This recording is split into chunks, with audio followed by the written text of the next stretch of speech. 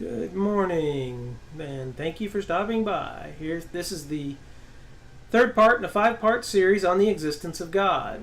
And in this part, we're going to cover what I believe to be probably the strongest argument for the existence of God, which is information. And very briefly, the crux of the argument is the fact that the only known cause of information in this universe, the only known cause for information in this universe is intelligence. There is no other cause other than intelligence, information. Now, I'd like to first of all thank everybody for commenting on my other videos, the Big Bang and the second law of thermodynamics. But I'd like to make a little bit of a comment. Somebody said that I was being dishonest. I'm not exactly sure. I couldn't really understand why I was being dishonest, but I assure you that's not my goal. I tried to explain in the other videos that I use secular science video clips 90% of the time for the very reason that I do not introduce a Christian bias into the videos. If I'm usually using the secular science videos, then I'm trying to get rid of any quote. I'm just showing you a bunch of Christian video clips and that's it. I'm trying to get rid of that. But as a Christian, I find it very interesting, and I think if you are a Christian, you'll understand what I mean. But Romans 1:20 says that by looking at what's been made. Men are without excuse, and yet today science tells man that everything that out there was not made. It has the appearance of design, the way Richard Dawkins talks about it. It has the appearance of design, but it was never made. Romans says, by looking at what's been made, men are without excuse. And of course, as a Christian, I believe if you died today, and if I died today, I'd be standing before the living God, and I would give an account for what I'd done in the flesh. And anyway, so which is it? You're basically an atheist evolutionist will say you can't look at what's been made, the creation, the world at large, and know that God exists. And I remember I did another part to this series called Why It Makes a Difference. And that's geared more towards Christians, because in that particular video I did, the scientist in the movie basically says that God gave no evidence of his existence. And yet the Bible claims that God, by what's been made, has given enough evidence that men are without excuse. So which is it? No evidence or enough evidence that men are without excuse? Well, we're going to start here at this particular one, and we're going to discuss information in greater detail. So let's start.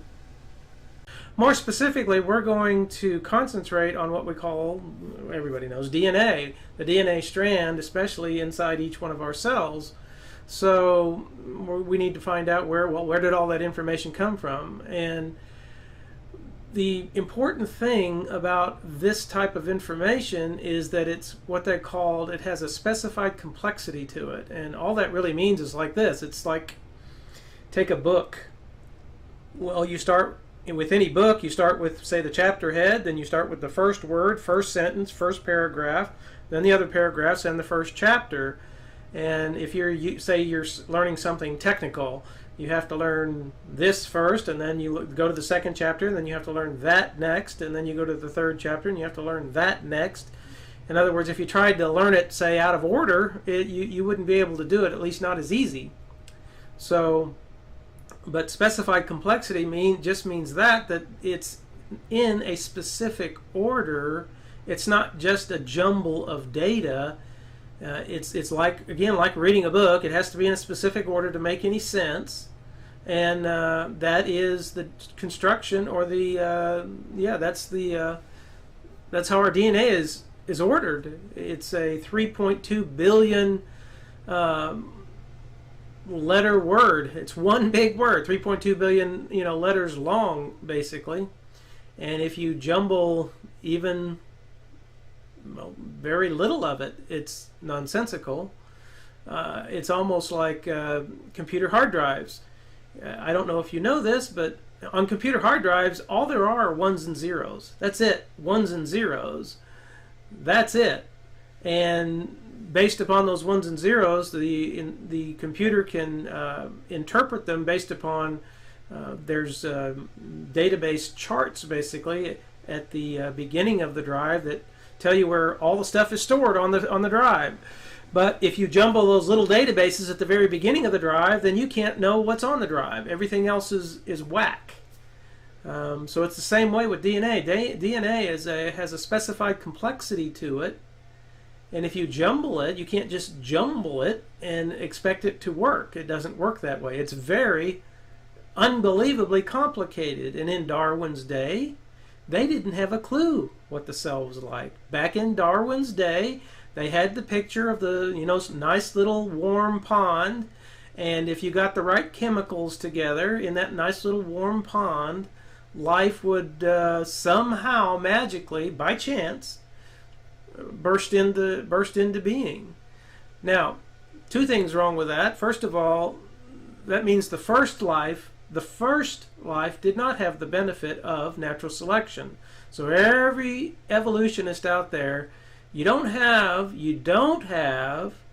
the benefit of natural selection until after life is created, after life starts. Better term, I guess, if you're an evolutionist. But anyway, the question though is, where did all this DNA come from? Where did all this information come from? In Darwin's day, he had no idea how complex life was. No idea at the lowest level. So so the question becomes, and you really need to think about it this way, based upon our repeated experience, well, what is the only known agent in the universe for basically intelligence and or say a software code like DNA is? Bill Gates says it's the most complicated software program in the known universe. Well, today, what is the only known agent in the universe? And why hasn't Bill Gates ever hired a bunch of, monkeys to sit in front of computer screens and try to type out, say, the Windows operating system? How come he doesn't do that? They say, I have heard this in the past. I've heard this argument that you get enough monkeys together and enough typewriters together that they could, by chance, type out Shakespeare's plays. That's ludicrous. Fred Hoyle, the guy that coined the term Big Bang as a term of derision, who didn't like the Big Bang idea, said that if you believe that life began by chance, then you believe that a tornado can go through the junkyard, and when it's done, there'll be a 747 standing there. Well, I'll guarantee you one thing. There'd never even be the door standing there, let alone the whole 747 with something like that. It just can't happen. And yet today, we don't talk about it. We throw out logic, and you guys just assume that it's true. So anyway, let me stop rambling here for a moment, and we're going to look at a couple of videos detailing what I'm talking about. The gene library of whales and people and almost everybody else on Earth is made of DNA. The only function of this complex molecule is to store and copy information. We see here the set of instructions in human DNA, written in a language billions of years older than any human tongue. Each colored cluster of atoms is a letter in the genetic alphabet, the language of life. And there are billions of letters, many billions of bits of information. If you came from somewhere very different, you wouldn't be able to specify a whale or a person in a game of 20 questions with only 20 bits. But a game called 10 billion questions might just work.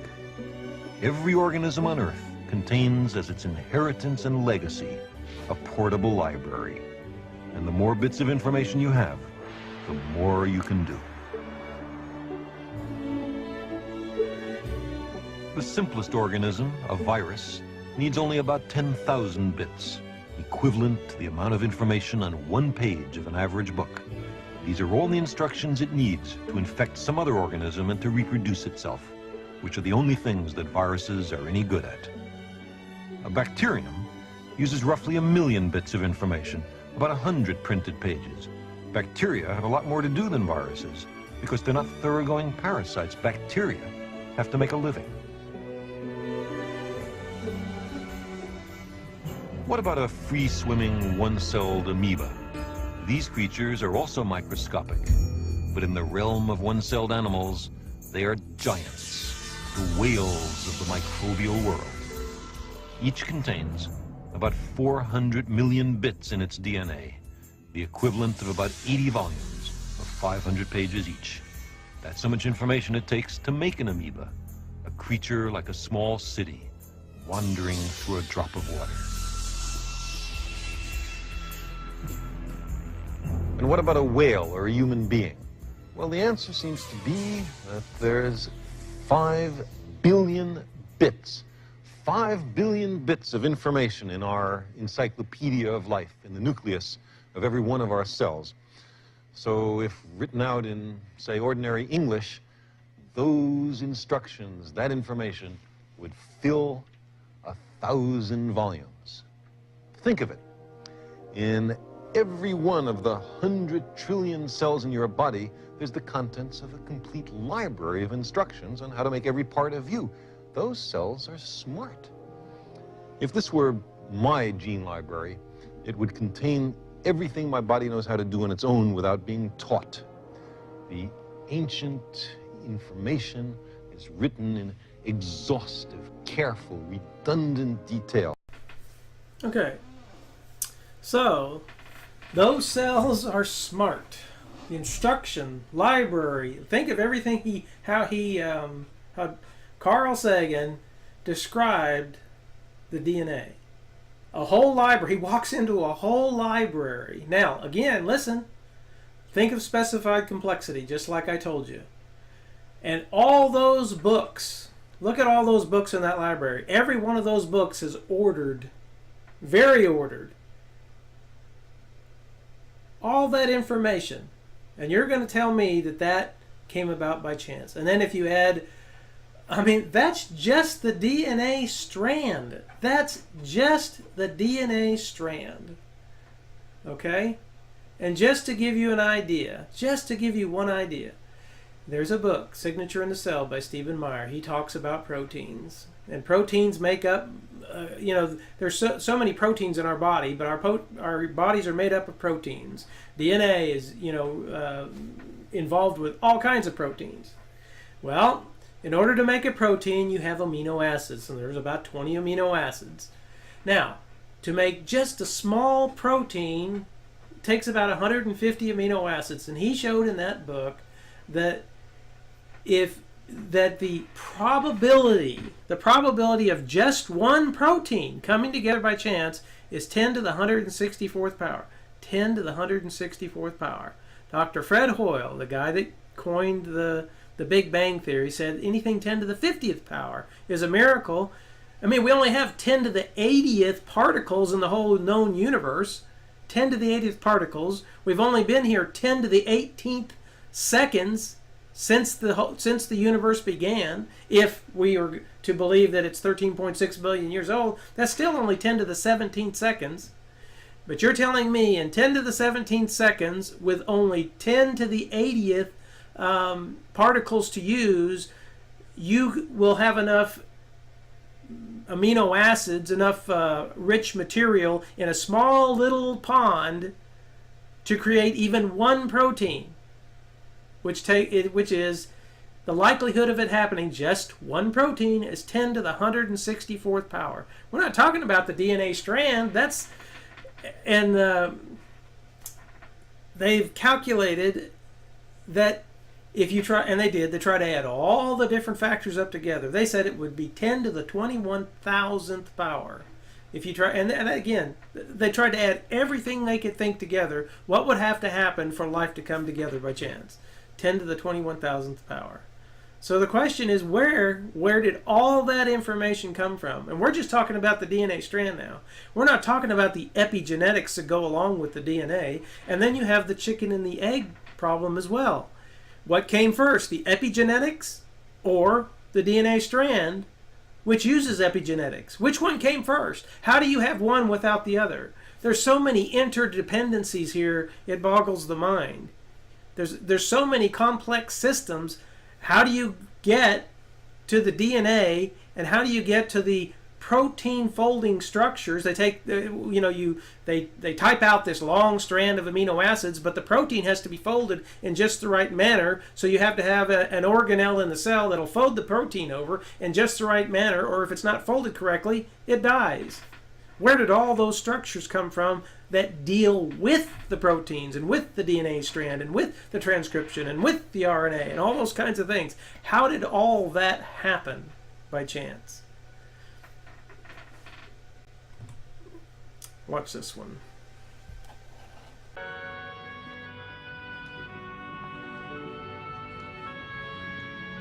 Look.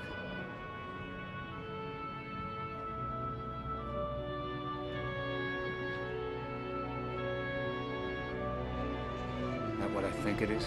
Yeah. It's Mars.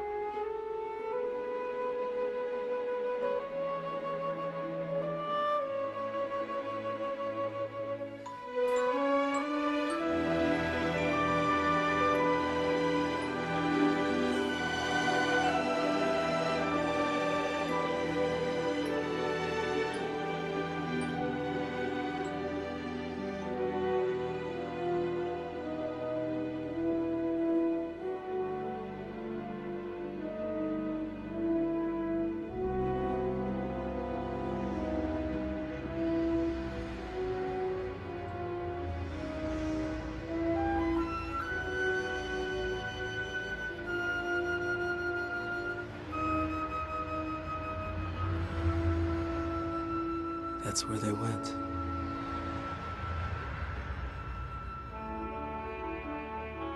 Look. One stayed behind.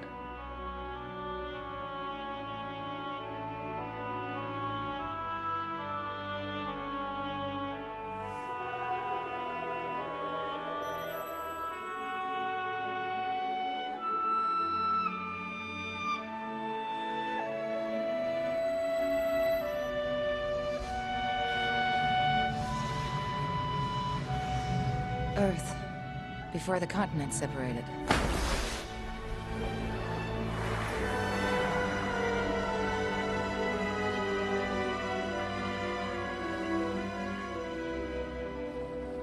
My God, that's it. Hundreds of millions of years ago, there was a sudden explosion of life on Earth. The first multi-celled plants and animals appeared. No one has ever understood why or how it happened.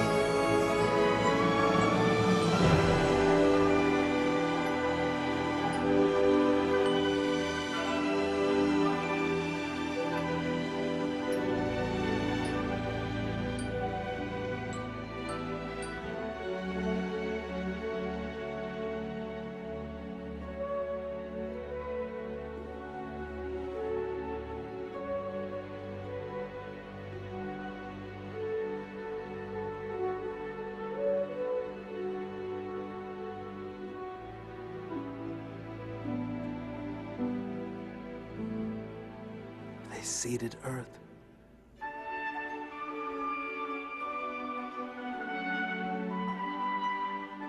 They're us. They're them.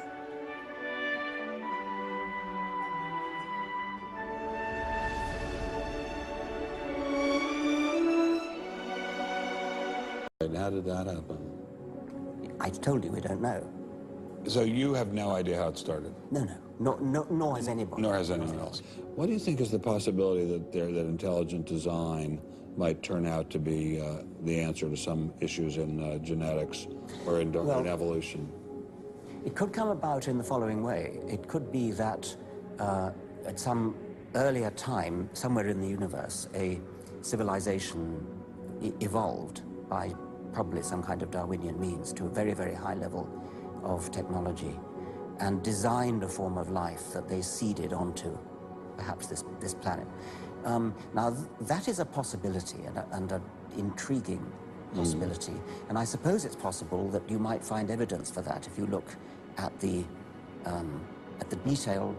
details of biochemistry, molecular biology. You might find a signature of some sort of designer. Wait a second. Richard Dawkins thought intelligent design might be a legitimate pursuit?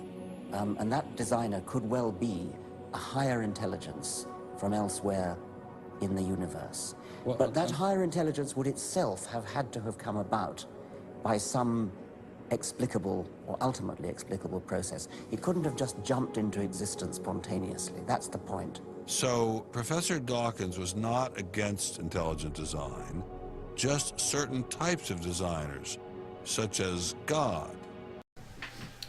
Almost out of the mouth of babes, out of the mouth of Richard Dawkins himself. I don't know if you guys noticed it, but I hope you did. Richard Dawkins just sold evolution down the river. Making millions of dollars on the books that he's written. He's just sold evolution down the river, and I hope you caught it. Tell me what the difference is between a super alien race seeding life on this planet, which again, there's no evidence of that here on this planet, or God, which what we call God, what I would call the uncaused cause, which according to the Bible, etc., is an eternal being powerful enough to create everything. What's more likely? An alien creature inside the universe seeded life on this planet from the planet Mars after the planet got hit by an asteroid and the rest of them left to the Andromeda Galaxy. What's more likely? And interestingly too, how come all my life in school, I mean high school and college, how come I never heard about this particular view? How come it's always been the only thing they allow taught in the public schools is evolution? Because guess why? The alien idea right now is science fiction. That's why. Okay? So what's the difference between Richard Dawkins' religion of scientism and believing in a creator who was, again, is powerful enough to create everything? And how can the evolutionist, or actually not the evolutionist, I guess, the scientist, or the panspermia, that's what they call it panspermia, how can they even look their nose down on any Christian? And believe me, again, Richard Dawkins, the favorite son of atheism. Again, like Ben Stein mentioned, he doesn't have a problem with the designer. Richard Dawkins doesn't have a problem with intelligent design. He just has a problem with an intelligent designer.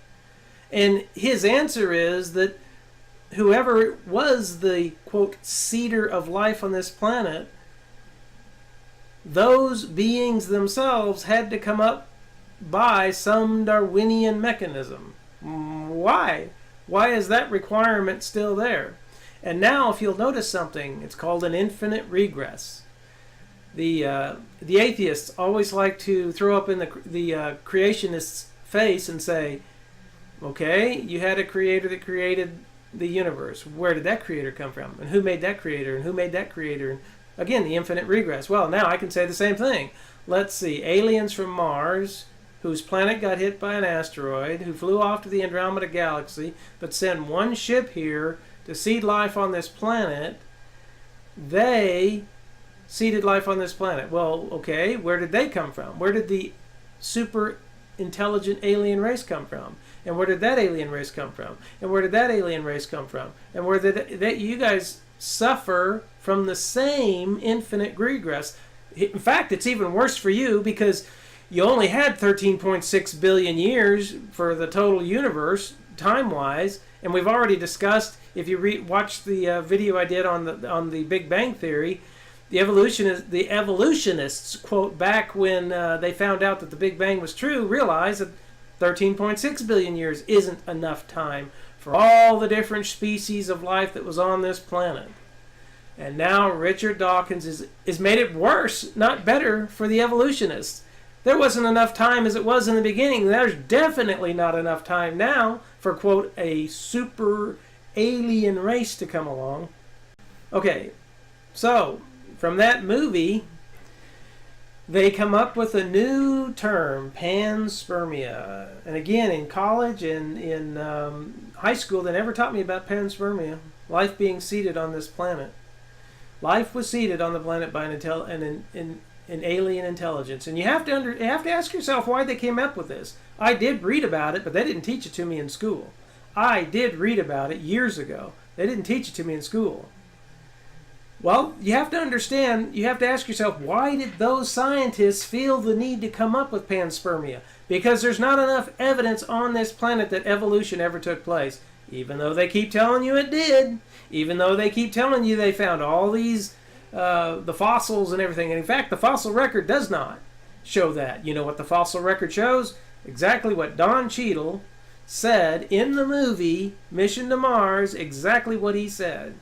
It appears as if life exploded on this planet. Look it up. It's called the Cambrian explosion. And that's what he was talking about. Life exploded on this planet. Guess what? The Bible got it right. Isn't that interesting? Life exploded on this planet, and they haven't got a clue, like Richard Cheadle said. Oh my gosh, we didn't understand how it happened. How did it get started? How did life explode on this planet? And it exploded, quote, in a very short period of time cosmologically. So only 640 million years ago, life exploded on this planet. Now, that's their timetable, not mine. That's their timetable, not mine. But I'm just saying, the scientific evidence shows that life exploded on this planet. And you have to ask yourself how. So, the other question is, why does Richard Dawkins need to posit such an idea? Why did he even posit such an idea? If he was so convinced that evolution was true, doesn't make any sense to me. And guess where Ben Stein took him to? Genetics, the DNA. And not just the DNA. Like I said, epigenetics and genetics and the myriad of information that's the information-rich system that we're talking about. It could not have come about by chance. So, you tell me, his belief in an advanced alien race, is it any different than my belief in God? What's the real difference? What's the real difference between his belief in an advanced alien race and my belief in God? Again, Ben Stein made a very good point. Richard Dawkins, the evolutionist, the dawn of atheism, said he doesn't have a problem with intelligent design. But wait a minute. I remember hearing Richard Dawkins coin the phrase, it has only the appearance of design. Really? Really, really? But genetics are designed. Genetics are designed. And everyone knows it. Even Richard Dawkins, he sold you down the river. Occam's razor. The simplest explanation tends to be the correct one. What's more plausible? A God who can create the universe, who's an uncaused cause, which is logical, by the way, or an ancient alien race inside the universe who had to come up by some Darwinian evolution, and it had to be done within the 13.7 billion years that we're stuck with right now. His thinking, Richard Dawkins has conceded, and his thinking does make the case for God more plausible, not less plausible. Sorry. In fact, I would say that the case for God just got much stronger for God himself rather than an alien race, because again, you're still stuck with this Darwinian mechanism of how such an information-rich system could get started in the first place without something to get it started. And again, first life does not have the benefit of natural selection. Sorry.